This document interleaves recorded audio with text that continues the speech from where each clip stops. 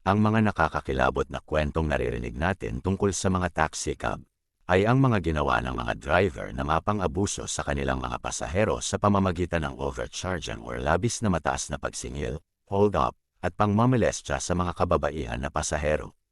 Pero ang kwentong ito ay tungkol sa taxi number 45, na isang nakakakilabot na kwento mula sa isang city sa Metro Manila. Ito ang kwento na ating matutunghayan sa video na handog sa inyo ng Sulyap Kwento Chronicles.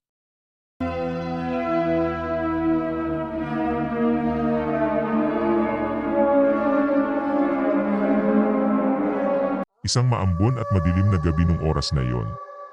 Habang papauwi sa kanyang tinutuluyan si Angela. Galing sa kanyang trabaho. Dulot ng ulan, nagdesisyon siyang maghanap ng taxi para ihatid siya pauwi sa kanyang tinutuluyang dormitoryo. Ilang minuto din siyang nag-antay sa waiting shed sa labas ng kanilang opisina. Nang kinalaunan ay naisip na lang niyang maglakad papunta sa kanto. Kung saan naroon ang mga jeep na bumibiyahe papunta sa kanyang tinutuluyan. Habang naglalakad ay bigla siyang nakaramdam ng kakaiba. Para bang may nakatingin at tila sumusunod sa kanya, kasabay nito ang paghampas ng malamig na hangin sa kanya. Balisa siyang palingon-lingon sa takot, ngunit walang ni isang tao sa kanyang madilim na paligid.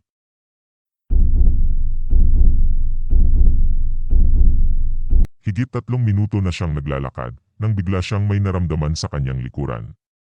Nilingon niya ito at nakita niya ang isang taxi na papalapit sa kanyang kinaroroonan. Palakas na rin ang ulan noon, kaya nakaramdam siya ng ginhawa dahil sa wakas makakauwi na siya ng ligtas.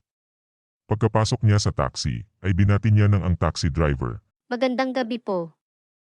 Ngunit hindi man lang ito tumango o sumagot. Hinayaan niya na ito at inisip na baka pagod o inaantok lang ang driver. Habang nakaupo siya, ay hindi pa rin siya mapalagay. Hindi niya maintindihan ang kanyang sarili. Upang iwaksi ang kanyang pagkabalisa, nakipag-usap siya sa driver. Kuya, hindi ka ba natatakot na bumiyahe sa gabi? Wika ni Angela.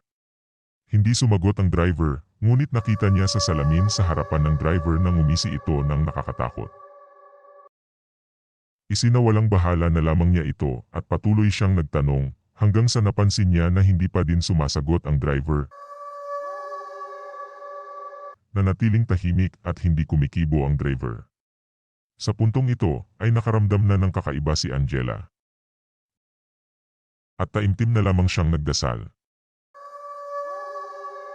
10 minuto na ang nakalipas ay walang ni isang nagsalita sa kanilang dalawa. Di namalaya ni Angela ay nasa tapat na siya ng kanyang tinutuluyan. Siya ay labis na nagtaka dahil hindi pa naman niya na ituturo ang kanyang eksatong tinutuluyan. Ngunit sa tapat mismo siya hininto ng driver.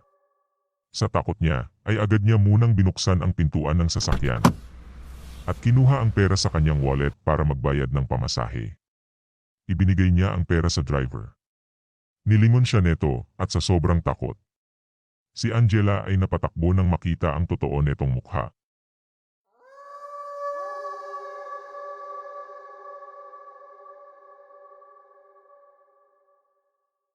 Mukha ng isang lalaki na tila na disgrasya, duguan ang buong mukha at katawan.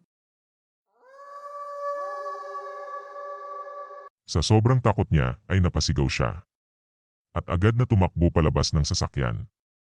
Lumingon siya malapit sa gate nila. Pero wala na yung taxi at bigla na lang itong naglaho. Kinaumagahan ay nireport ni Angela ang insidente sa mga otoridad. Chinek nila ang listahan ng mga active taxi na bumibiyahe sa lugar, ngunit wala silang nakitang record ng taxi number 45.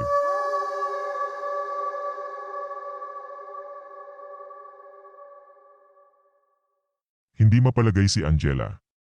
Kaya naisip nitong magtanong kung may record ba ng mga insidente na nangyari, partikular sa lugar kung saan niya pinara ang taxi driver. Sa paghahalungkat ng mga otoridad, ay napag-alaman nila na mayroong record ng taxi number 45 na nabangga ng malaking truck. 10 taon na ang nakakaraan doon mismo sa lugar kung saan niya pinara ang taxi.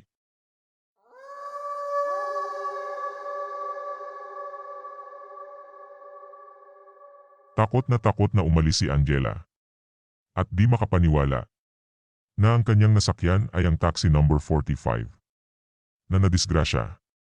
10 taon na ang nakakalipas. Kayo, may nakakatakot din ba kayong karanasan sa pagsakay ng taxi sa gabi? I-comment nyo ito sa baba. Pwede nyo itong i-share sa amin.